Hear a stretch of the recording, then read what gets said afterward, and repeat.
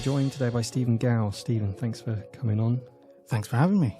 Could you start just by giving us a bit of an intro to your background and how did you become interested in AI? Because the plan is today we're going to solve AI. Yep. So in order to do that, roughly 50 minutes, should be fine. Easy. we have time Job to done. spare. Yeah. Yep. So what's your background and interest, and how are you positioned today in terms of AI in your research? Right. So, I think the interest in AI stems from my interest in plagiarism, which was established when I was first teaching. Well, I was in an interesting situation around 2005. I was studying Chinese in Shanghai at Fudan University in the morning, usually.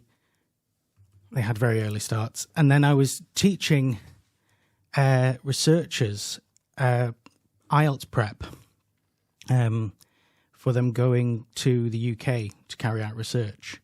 So I was thrust into this really these two different sides of education. So being a British student in Chinese education and then trying to help Chinese researchers with a British language test before going abroad. So it was a real interesting mix of perspectives that I got on that.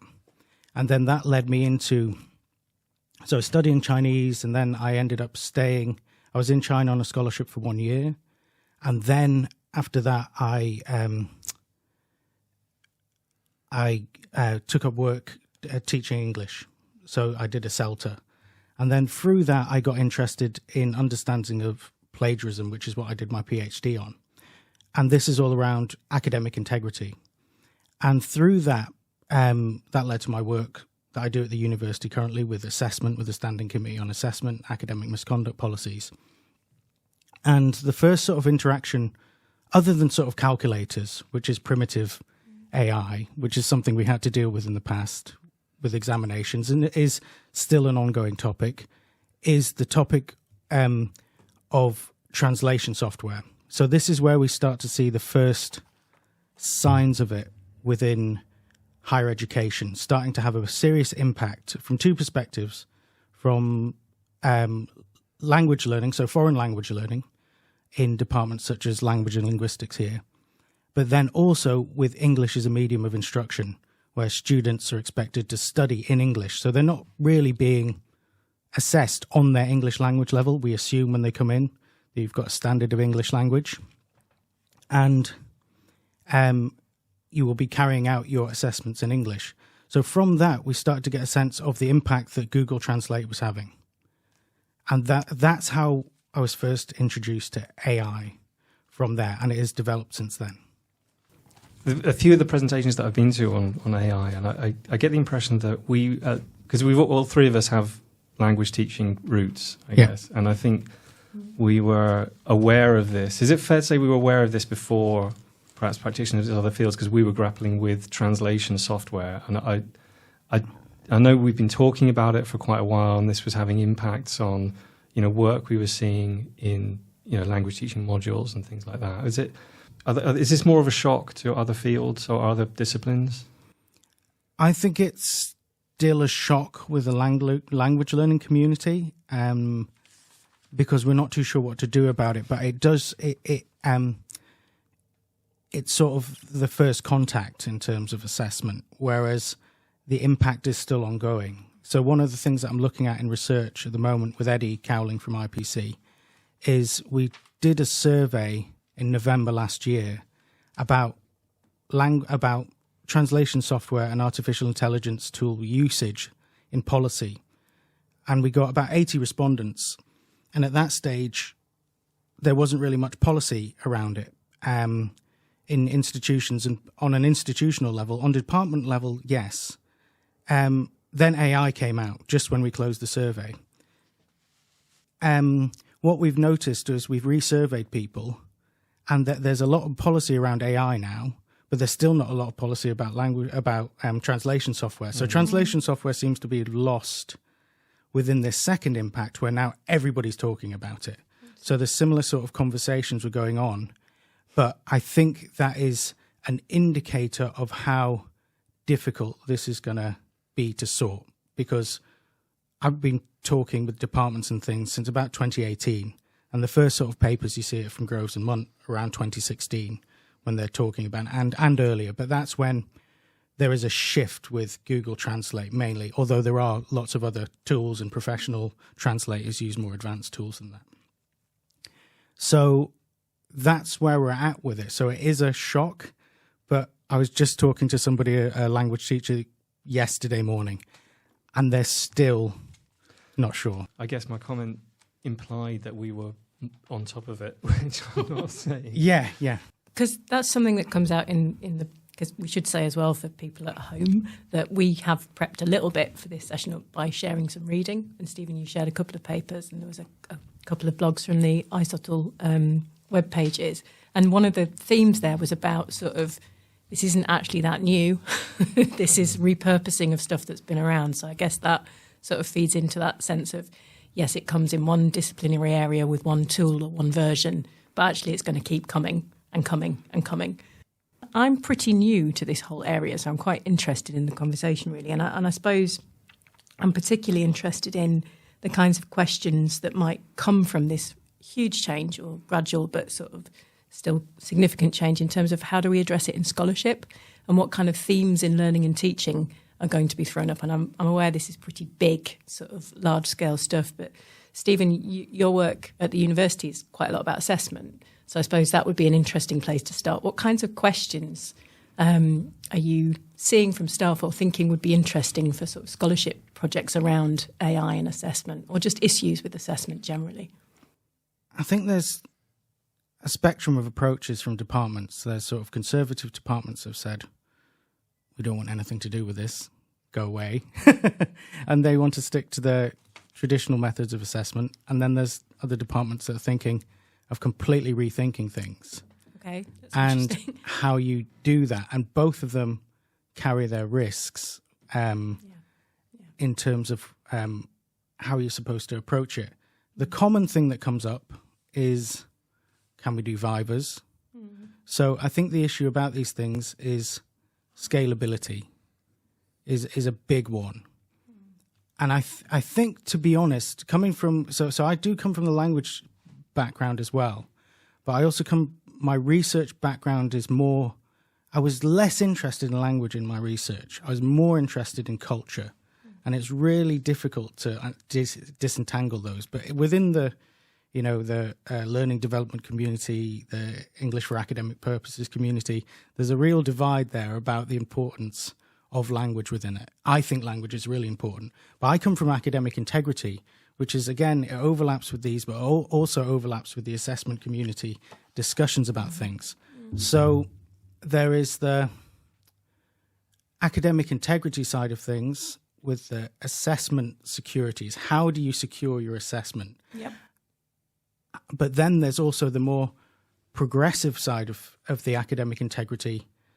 So there's two sides to it. There's the stop students from doing academic misconduct. How do we trust what they're doing, what they're producing, and how do we police things? So how do we provide policy, and how do we then? I mean, at the moment, people are rushing. I saw a quote on Twitter the other day. I don't know who said it, but at the moment, everybody's rushing around to do policy, but we have absolutely no way of enforcing that policy. So that's one side of things. The other side of things is the integrity side of things, of trusting students and allowing them to be responsible, and then rethinking the way that we assess. And that has got to be, I mean, you talk about learning partnerships with students and staff. That's already been quite a big area of discussion. I think this is absolutely rife for it, because it's not just students learning about it, staff learning about it. So everything at the moment is speculative. The everything coming out that you see, there's very few things that provide real insight into it, where you're like, everything at the moment, it's really inching along. So there's so many talks on, and people are getting thousands of, I've been at several talks where the Zoom room has been full of things where you used to get 15 to 20 people in. So If I can just come back to the beginning of that, because I found that really useful, this distinction between the sort of policing and maybe progressive, as you termed it. And I like that, because that sort of comes through in the papers you suggested us to look at. So the first one is around sort of the capacity of AI to write reflectively. And as I read it with my slightly cynical humanist eyes, it was a pitch for a new bit of software.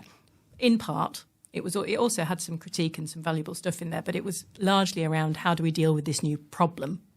The second paper, which I thought was maybe more generative for sort of scholarship purposes, and I sense with your voice as well there are interesting bits for you there, is this one about how do we rethink pedagogy in light of AI? How can we work with it, if you like? How do we accept what students might be able to do with it? And I found that a really, really useful paper, actually, in terms of a new conceptualization of AI. And thinking about what you'd said too with partnership, in this paper, which is by Margaret Bierman and Rola Jawi, Margaret, I think you've met Stephen in some of your work at a conference, they talk about reconceptualizing AI also as a form of interaction between a machine and a person, which has sort of ramifications for that. How do we then manage, not police, but manage that relationship? And how do we educate learners into managing that relationship? I think that's got really interesting implications for scholarship.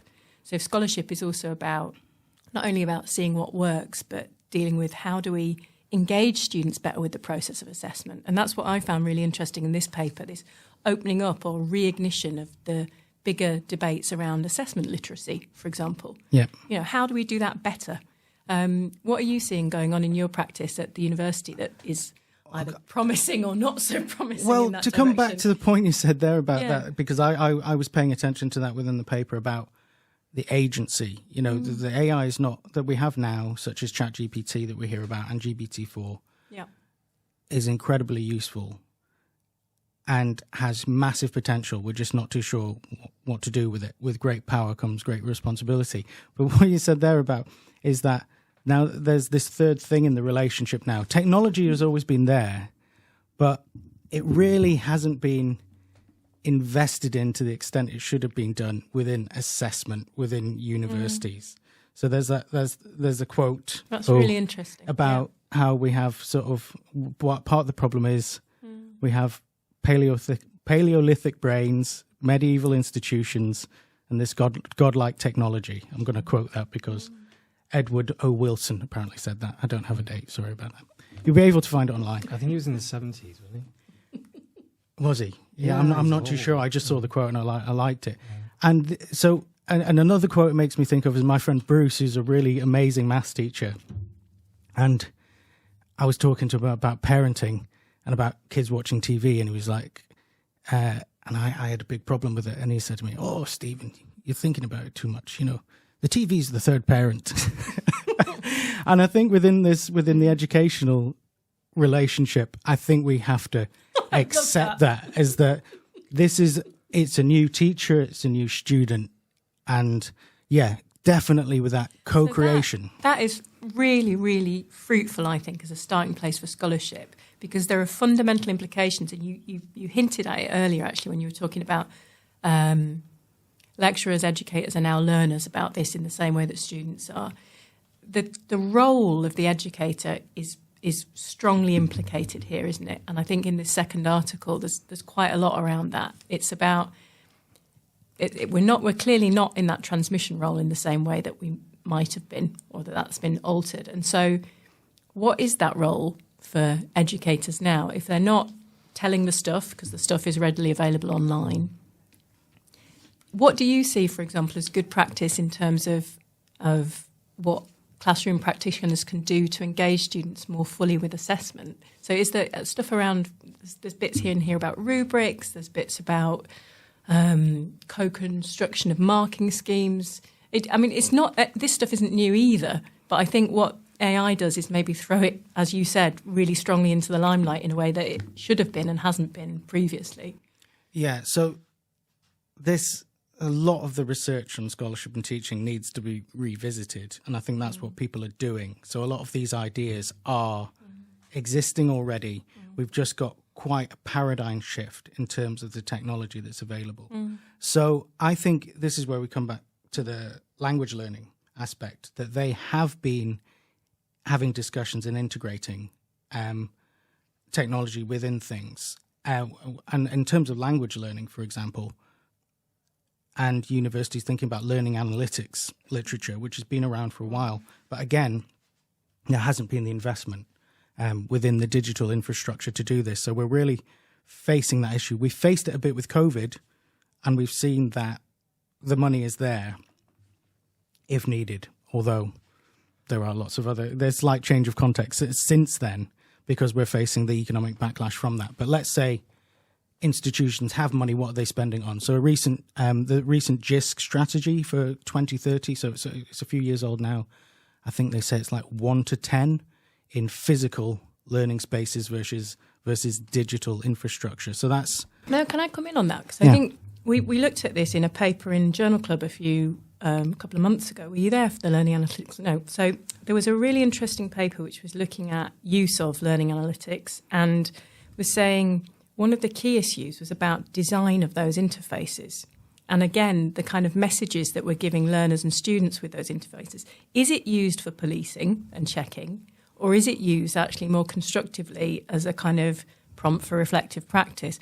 So I would want to nuance a little bit. Is it about the amount of investment in this stuff, or is it also about the processes for the design of this stuff? And maybe they're the same thing. Come back to you. Yeah. So again, in that report, they say that institutions see technology as a massive risk.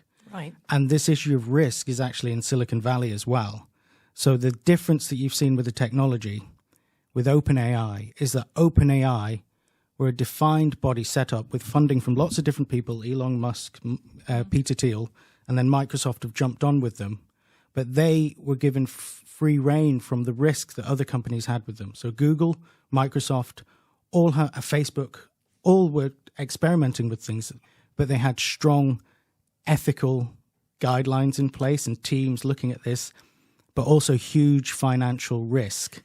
And OpenAI was able to be a spearhead, really, of more of the old style Silicon Valley move fast and break stuff, and that's what they've been doing, of going ahead and forging the path because the risk had put brakes on. And I think there is risk there with institutions that they're worried about.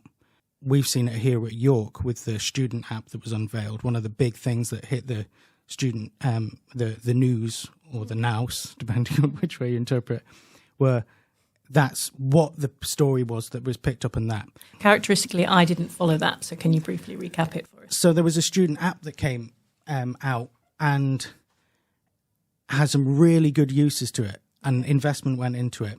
But I think there was concerns with the students about the privacy. I don't know the exact details about tracing and tracking student engagement, attendance of lectures. I think it was around that. Okay, but that was available to students that they could opt into. Yeah. Okay, interesting.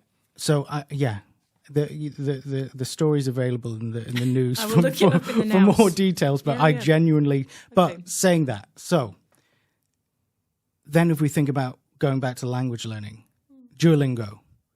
I've been failing at studying languages for many years. And now I have Duolingo. It's fitted in a missing piece of the puzzle. Other language learning apps are available. I'll just say that. But maybe you can... below. You'll take that backhander later. But the point is about that is on the streak. I'm a slave to the streak now in terms of I don't want to lose it. And I'm going on with that. So it's filled in a gap. And I was like, this is great. So I'm learning, at the moment, learning Chinese. Well, I've studied Chinese in the past. And I'm surprised by how much I still know and going through it. But what I noticed about that is that it's filled in the missing part that I have. But now I'm not studying on a formal sort of language program where I have regular assessments and things like that. So it helps with that foundational knowledge. And this foundational knowledge is a lot of the stuff that we usually test in closed exams. Mm-hmm.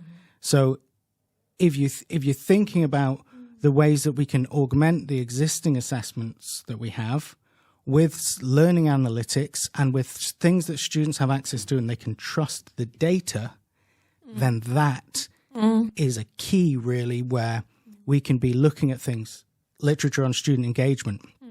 Why are they not engaging? How can we provide an incentive? I mean, one of the things about closed exams, which I know is a subject close to your heart, Phil, I don't know what you're talking about. is it provides a different ethical context. I mean, one of the interpretations of integrity is often integrity is what you do when nobody's watching. And this is a whole big problem with anonymity on the web, is that you feel as if nobody's watching, so you act ethically differently to if you were identifiable. Closed exam, you go in there, there's people watching you. They're forcing you to do it, you know? It's not that, I mean, so a different example at the moment is at Stanford. I don't know if you've seen what's going on at Stanford. I wasn't aware of this, but Stanford's honor code meant they didn't have any invigilation in examinations. Okay. Now, I've tried that myself in teaching, where I have said to students, I'm going to give you an exam, and I stood outside and I watched them through the window, and they didn't know I was doing it, and watched how they acted. And I mean, you can trust the majority, but it's a significant minority. And what happens is, if people see that a few people are getting away with it, all of a sudden people start to, it's called neutralization in academic integrity literature. People start to justify themselves acting, so the ethical context shifts. And I think that's what we're seeing at the moment with ChatGPT. It's people, we're not too sure what to do with it. People see the way other people are using it, and that becomes the norm within that. So, lots to unpack. We've talked a lot about, I don't know, the flavour of the conversation has been around policing and assessments, and it's interesting what you're saying about the streak on Duolingo, because I think that's an example of just incentives being realigned. And if actually what we're trying to do in higher education and with the research that we carry out in scholarship, teaching and learning is what creates optimal learning conditions for students, then at the moment, everything's set up around assessment, and we're having very big conversations about, like, oh my God, you know, if we lose the power to police what's going on, then I don't know whether that's because universities have sort of set themselves up to be very assessment-centric in a way. I don't know if you've ever come across the thesis from Brian Kaplan in Case Against Education, and he talks about them basically being screeners for future employers, rather than, you know, and this is overshadowing. Does that connect to one of the, again, kind of bringing it back to this, the Bierman paper, does that connect to this idea of reconfiguring or reframing assessment as something that's not, I mean, the kind of caricature is the closed exam at the end of a long period of study, but there's quite a bit in here around how do we assess process, and stuff that I find really interesting is if we take into account the idea that AI will do lots of that transmission or sort of vocab work for us, then what are we going to assess? And the claim here is actually we should be looking at the higher order learning outcomes. We should be looking at ability to collaborate. And I think that, for me, is a really sort of juicy area potentially for scholarship as well, is that how do we do that? Where is that happening? What are the challenges there? And it just seems to me that that also fits in with the sort of wider employability agenda as well. So there's a real opportunity here. But Stephen, you and I have talked about it informally as well. It is literally rewriting the book on some of this stuff. It feels like it could be a real sea change. I think this is the issue. We tend to get, when every AI conversation I've had so far, we get quickly quite philosophical about the purposes of university and everything. I think it's just because it has, it's quite difficult to talk about like minor changes to assessments and how we incorporate and embrace some of these tools without having quite a hard think about what the purposes of the university is and what is setting students up to do. And we hear a lot of the word embrace is used a lot. So embracing AI, what that looks like and how it's incorporated. But then what could be small? I mean, it's a bit pedestrian, but what could be? Are there small changes we could make in terms of assessment? And some of this stuff, again, in the paper here, sounds to me about there's a whole section on discussing professional and disciplinary guidelines around the use of AI, for example. And the example they give in the paper is about, I think, a medical student who is given the case, the scenario that, you know, an algorithm says this patient might have a fall soon. You've then got the patient's own kind of will to do or not do certain things, plus your experience of them. How do you weigh those things up together? I mean, that's scenario-based and case-based learning, which brings in the AI. So I think from a sort of small-scale practitioner perspective, I'm really interested in how can we in classrooms bring this stuff in and actually put it into conversation with our disciplinary kind of codes of practice, with our approaches and standards, which are part of what the university does protect, I think, quite rightly. So there must be these smaller scale interventions that we could start making too, she hopes. I think it's you, because you've talked about, was it you that was talking about the accessibility of bringing AI into the classroom? Because I think it was your presentation you gave quite recently about, yes, if we are going to do that, then there are issues around asking students to, in its current state with sort of open AI, most people can access it, but we don't really know what's happening with the data, and there's accessibility issues with students having uniform access and things like this. I mean, this is the immediate impediment to plans to bring things into the classroom. Is that something you've talked about before? Yeah, so, I mean, it's difficult. There's so many things to discuss in terms of, right, so you tether me back to that idea about accessibility.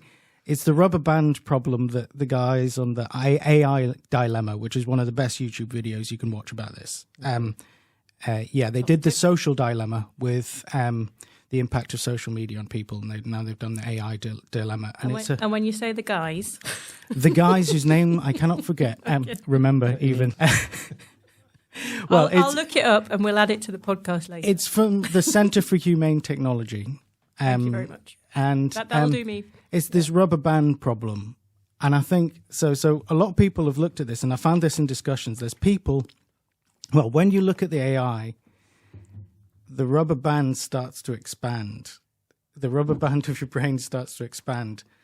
And then at some point, you're just like talking and you get lost in thoughts. And essentially, I think it just snaps, or it's like a bubble that just pops. And a lot of people are like, oh, they just want to go back to normal. And so there's lots of people who are aware about AI and they've heard things. And usually they just read a couple of news stories about it 6 months ago when it was first coming out. And it's all gone back to normal. Whereas I think what we need to do is we need to get enough tension in the rubber band of what we're thinking about, like they say, these small scale things, and just trying to hold it there and try and tether it to something that we can realistically do, even though the technology is changing all the time. So I'll come to the accessibility issue, because that comes into something that you were mentioning about small. Well, it's not necessarily small scale or even small stakes, but one idea I was thinking about was that we have modules, and this is not policy or anything like that. It's just an idea at the moment. You have a module within a program where you forego the usual assessments. The usual assessments are there, but you make it pass-fail somehow. There's problems around this, but where the assessment of the module is for students and the staff to work together to look at the existing assessments they have. So they do the content, they look at the assessments, and then they interact with AI. Now, in order to do this equitably, you need to be able to have access to the technology. The technology has different access around the world. Some countries have banned it or trying to ban it. Some countries have native tools that they're using. So there are those real issues about accessibility. But, and this depends on regulation, is that the intention is for Microsoft and Google. They are increasingly ramming this stuff into, Microsoft Office, Google Workspace. So there is a potential that by next academic year, that our Office, Microsoft Office, will just have this Copilot integrated into it. So that solves some of the accessibility issues in terms of what's available. And that would be one where you're looking at these tools. It could be that you're assessing, what tools are you using? The things on literature searching at the moment are phenomenal. I mean, you can bring up these maps of connections of citations. This paper, and it's like a visual that you're seeing. I can't remember the name. Probably good. I can't remember any of the names. I'm not being paid by anybody about this, but that's brilliant. That would really the things you could learn from that alone. Let's stay with that, because I think for lots of people listening, that would be news. Interesting, useful stuff. So stay with that example and talk us through a little bit more about that model that you put forward, because it sounds really interesting to me. So that as the assessment, the student would get through a course of study, and then you said go through together, did you? Or how does the interaction with the AI happen? Where in that process? I think it would need to be some sort of continuous assessment that you're doing on it. So the students are taking in the content, but they'd always be preparing, sort of thinking about the assessment anyway. And it depends about what type of assessment that you're going to have. So it would need to be an applicable sort of assessment that you could do things in. But just to be, you'd probably have to rethink deadlines and things like that about when the assessment would be released. But just for the students and the staff to be trialing things, thinking about, well, I mean, so for example, one of the things I'm interested in looking at in testing the software that we have access to, that we're not using as an institution, we have access to software, AI detection software. And one of my curiosities is, so we have a sample of student work that we have permission to run through, and then create sort of a spectrum of work. So what would a novice with no experience at all of the subject be able to produce with the AI straight off with a few prompts, which are the questions that you put into the AI software? What could it produce? And then there'd be levels of that. You know, an expert could produce in the amount of time would probably be relatively better. So something within that about what could you do with it, and then reflective learning or vivas about that process of what you did and, you know, what you learned within that. And I think there'd still need to be some traditional content components within there, but something like that. Do you see where I'm going? Yeah, I absolutely do. I think it sounds fascinating. The thing that strikes me there from what you've said is that sense of providing students with a range of examples of what AI can generate, depending on who's using it, I suppose. And I always find myself in this role. Don't we do that already with assessments when we give samples of assessments? But we're not interacting with the AI there, I suppose. It depends on the assessment. Yeah. So it depends around the interaction of the staff member within the assessment process, which then comes back to the purpose of education, and also around. You mentioned assessment literacy of students, but assessment literacy of staff. So I think it's in the Deering report that that there is recommendation there about better assessment literacy for staff. However, teaching staff come from a variety of different backgrounds, under there within the university context for a variety of different reasons, but the assessment expertise is not spread evenly and not funded within that. So there is something about that. And then it comes back to scalability of things like that. So few people have, aired my idea about trialing things out. They were like, and this is very similar for the academic integrity research. They'd be like, yeah, that works well if you've got a small cohort. Yeah, sure. And actually, this is where there's the tension with the university model, where actually larger cohorts. Larger and larger cohorts and smaller programs are not being seen as financially viable. Yeah. And within that, so within the academic integrity thing, a lot of the time you'll see, oh, it's great, we did this and all of this, and the students really enjoyed it, and then they've got like 25 students or something like that. And then you go to somebody else and there's no way we could do that with our cohort. Yeah. Definitely, which is a tension we've talked about in a number of these before. It's not going to go away, is it?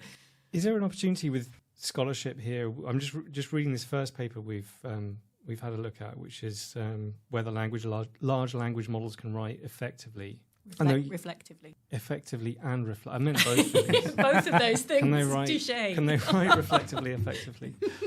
And they use it. So the source of the data is the AI output itself. So which sort of reminds me of when we were doing things in corpus linguistics, we'd work with large data sets of language and comb through the data looking for patterns, which was quite it's something that practitioners can do by themselves. The tools are there, and it's quite useful. It generates quite a lot of useful data. And, what they've done here seems to be using this output to see, how assessors would grade it and how they respond to it.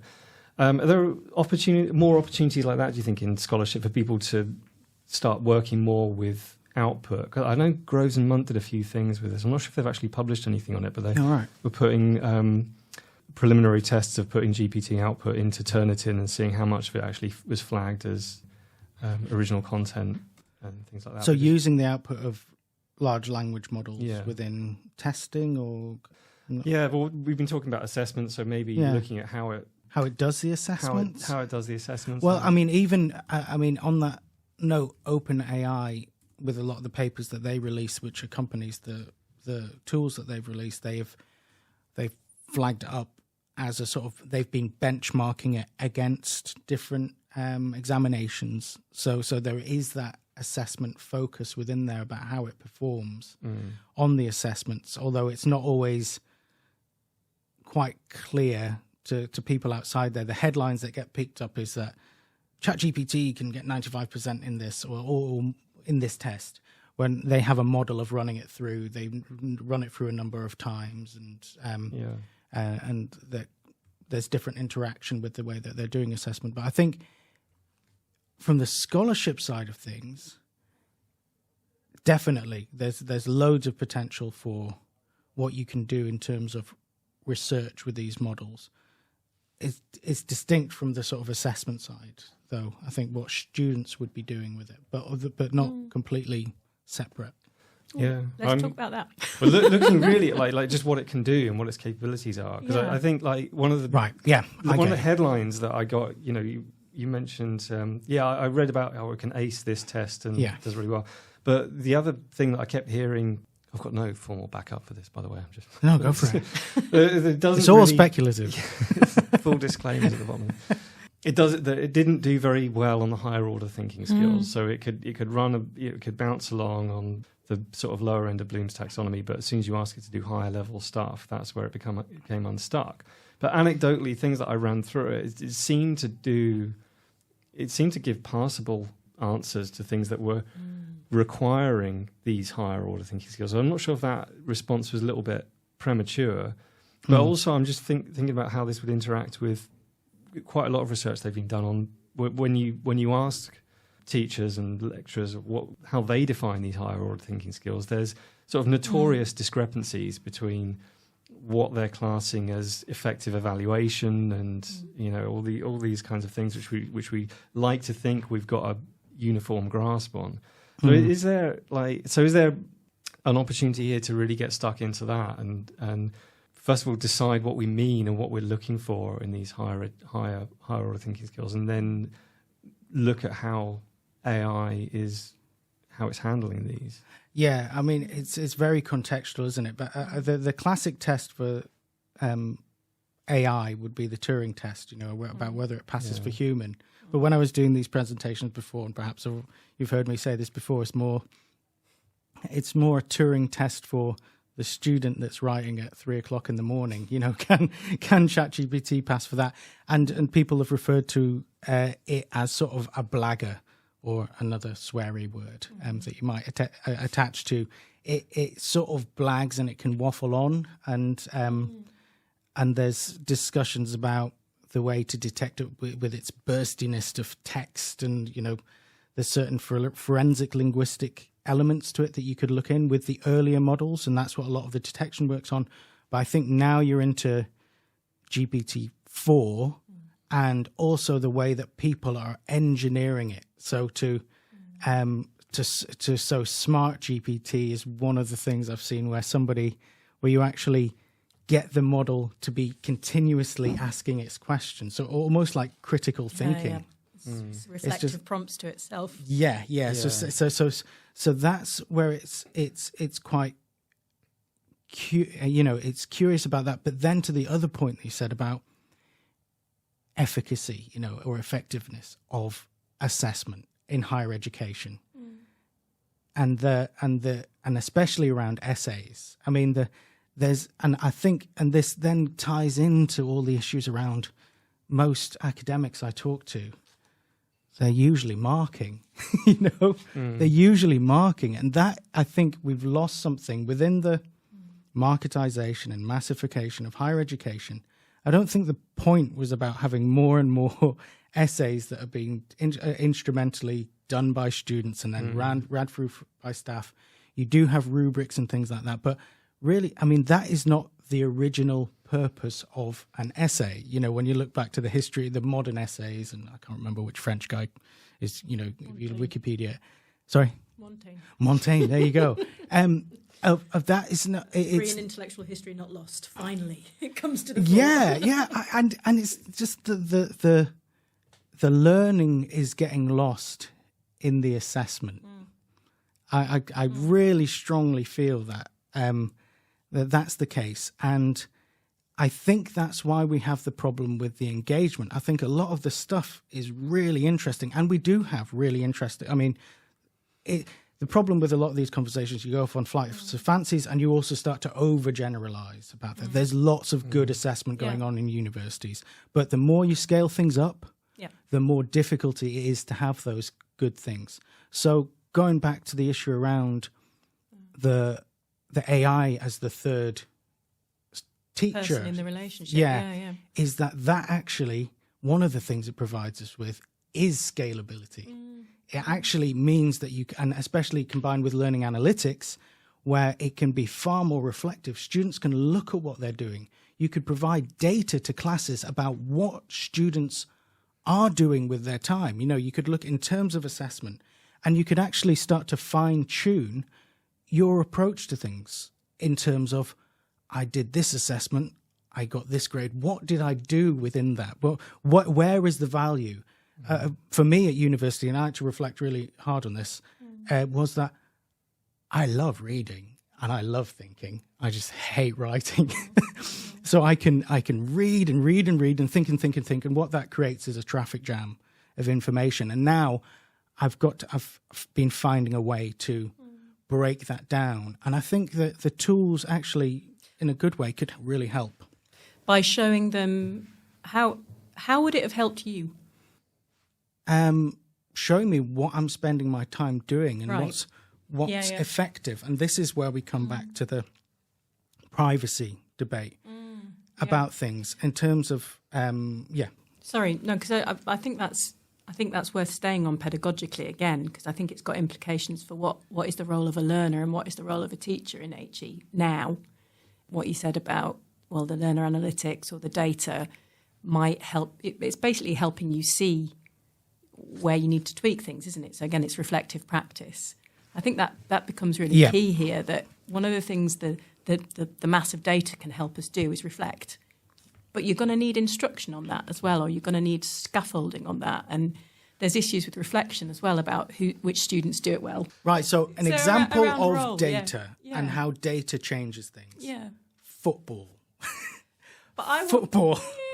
Okay, is it going to come back to learners? It's going to come back to learning. Then let's launch into it. Let's go. That they have all of this data about football players now. How far they run, how far, how many shots they have, the chances, a percentage of a shot from a certain area. It has transformed the way that teams are doing things and the way that they understand things. And I think similarly that we can transform other areas of society and also social media. It's all about the data in the background. We've got too much data. I don't like running with a timer on. Yep. Bloody hate it. It's not going to make me run faster. Yep. It might do for lots of people. I might be the kind of, stone sort of relic from another age. In fact, I'll happily sort of sit on that as a self-identification. But my kids at school have loads of data. Yeah. The data is not helping them learn. When I went to parents' evening this week, I was told, I've not got any data for you, by one teacher who was apologetic about it. And I thought, I want you to tell me what you see my son doing. Yeah. Broadly how he's doing over the course of the year. I don't need data. So I'm not sure that in its raw form it helps. No, and I think that's where we're really in the early... I mean, the one thing that football has is money. Exactly. And they've invested in. And the one thing teaching doesn't have is money. And also, as a football player, someone's paying me to take on that data and improve my performance. Yeah. As kids, we expect them to come into this context and be, intrinsically motivated? Yes, some of them will be, hopefully. I would like to. So again, it comes back to those basic core questions about learning and teaching, which is how do we give them the motivation to use the data? Yeah. And how do we appropriately package the data as part of a bigger relational? And that's why I really liked what you said about AI being the teacher and the telly analogy is brilliant. If I'm taking one thing away, it's that, because it's how do we work with that in a way that's beneficial.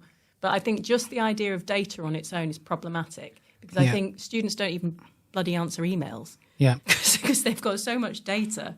So it's what we do with that. But is it also an issue around, the football analogy is that in these highly paid sports, you've got a real incentive to make these tiny, tiny incremental gains to get right to the top of the tree and to, shave a tenth of a second off your swim time or whatever it is. Whereas in higher education, it's not a competition. So I'd like to think it's not a competition.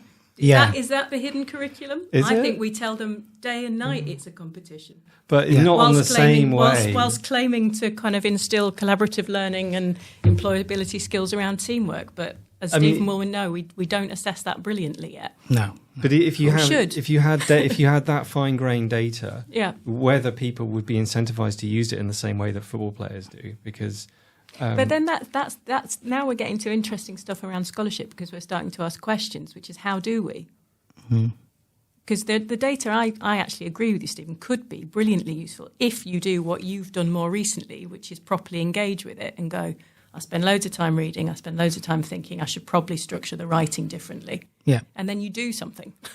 I think we're overwhelmed, though, with data. I mean, saying data is the new oil, whether we like it or not. I mean, there is data everywhere.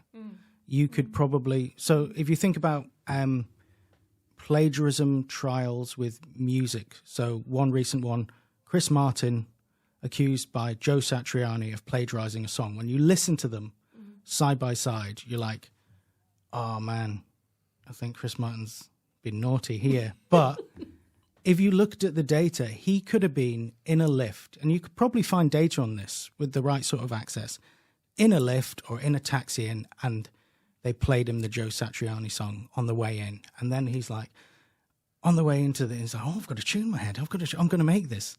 And sat down and started playing it. Either that or, so it's that the whole thing about influence and where things are coming from. And then it comes back to the whole thing of evidencing and policing about, and this is an emotive subject. And this is the difficult conversation that we've got to have. The data is there. The data is being used in society. If higher education isn't able to lead upon this, then it's going to be outdated in terms of the way that things are ethically used. What kind of data are we talking about within a high HE context that you would want students to have access to that they can't?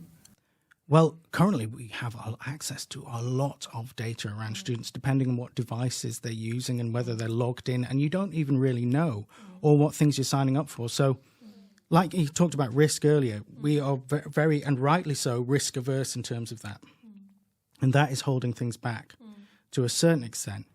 But the thing is that students are engaging with all sorts of other things where they're just like, yeah. Give me the app, read through. TikTok.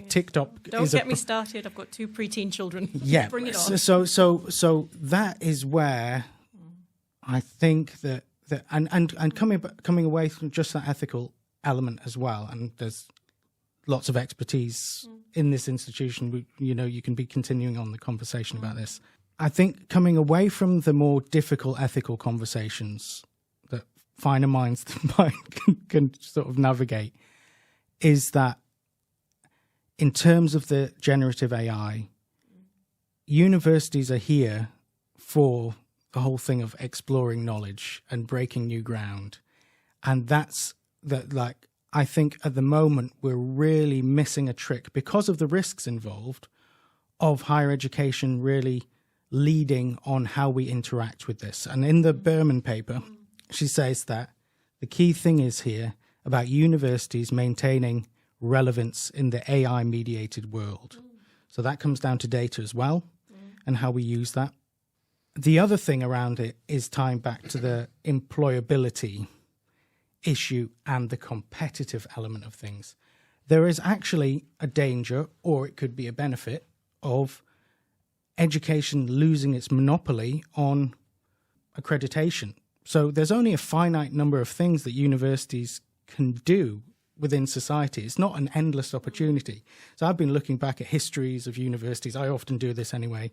I've got a history background at university for my undergrad, and I've always been interested in the history of assessment, history of universities. And a lot of the conversations, so I'm reading a book called Red Brick at the moment. We can pop it in the blog. I can't remember the author's name, but it's really, really interesting about the establishment, first of the University of London, breaking the, trying to get in on the monopoly that Oxford and Cambridge had on there, and the way that the discussions around whether the church should be involved or whether it should be more of a state institution. And I think that's where we, again, with the Scholarship to Teaching and Learning, going back to revisit the things that are already there and interpreting it for the AI-mediated world, is going back and looking at the institutions and thinking about that. Because in Silicon Valley, there's a bit of an anti-university discourse.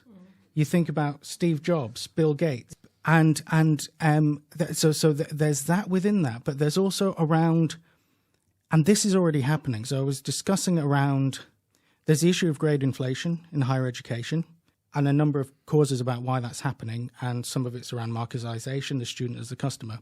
The end result of that is it's becoming increasingly difficult for employers to distinguish between students. And then students have to do other things as well, which is creating some of the pressures that students are under to get a first, to be president of this, to be on this team, to do all of these different things. Pressure I didn't really feel to that extent when I was at university. There was a bit of pressure there, but it was more of a freer time than I get the impression it is now around with mental health. So then what are employers doing? Well, they're increasingly looking less at degree outcomes of students. They have their own ways of vetting students, and increasingly it is integrated with AI. So there is a danger there if universities don't adapt, that somehow it's that relevance that Bierman's talking about. We will lose that because then universities will be cut out as a middleman within the employability sector. But from other perspectives, would that be a bad thing? Well, that's what I was going to ask. I mean, is the fact that in the next 3 minutes? Well, I think that's what knock that on the head. But yeah. There was, in terms of opportunities for scholarship and what people can be doing, if you're practitioners and looking to, do something meaningful in this area. There was the bit that we talked about with what it can do, the capabilities of AI and where it falls short, and some disagreements around there. But is it reasonable to say that I think in most cases what ChatGPT can output would pass the Turing test to a large degree, and if it doesn't, these gaps will just narrow to nothing within a very short term. So is it sensible to spend time on research looking for things that ChatGPT can't do, or is it going to become defunct as soon as it gets peer reviewed, basically?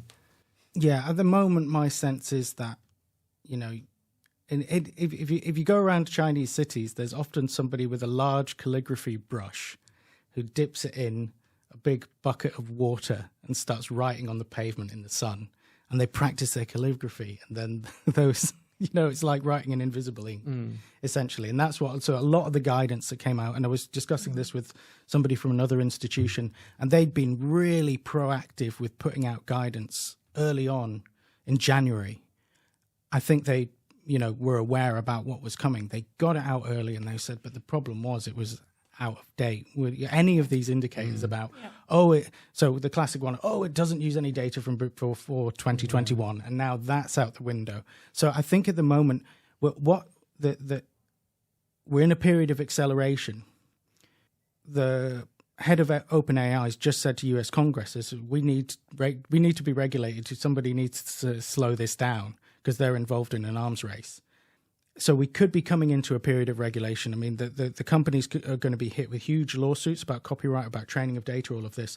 So it might be that we get a chance for it to slow down, and then that's in a space that we can start to try and understand what it does, in terms of what it does. But I think already from December or late November when ChatGPT came out, I think in terms of university assessments, for a lot of them, we'd already crossed the Rubicon, and we need to sort of see what we can understand there about what assessments can we maintain, and Behrman talks about in the article, we shouldn't try to understand how it works.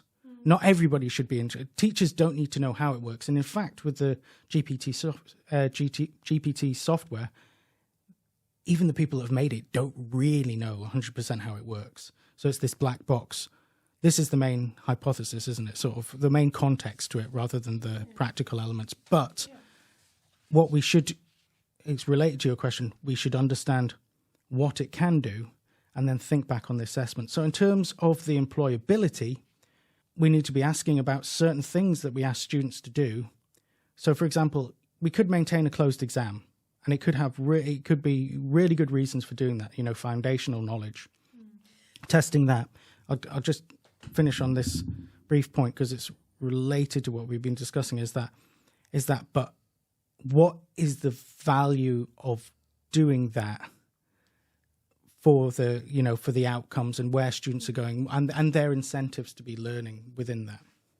You're going to I wanted to. I'm worried we're going to be here for 3 hours. I just wanted to bring it right back to discussions we'd had last week with Yaprak and Jess around bias, which we haven't even touched on, which I think would be a really interesting place for scholarship to go, which is about, and also maybe pedagogically around, part of the education we're doing is around teaching students about the limitations of this technology too.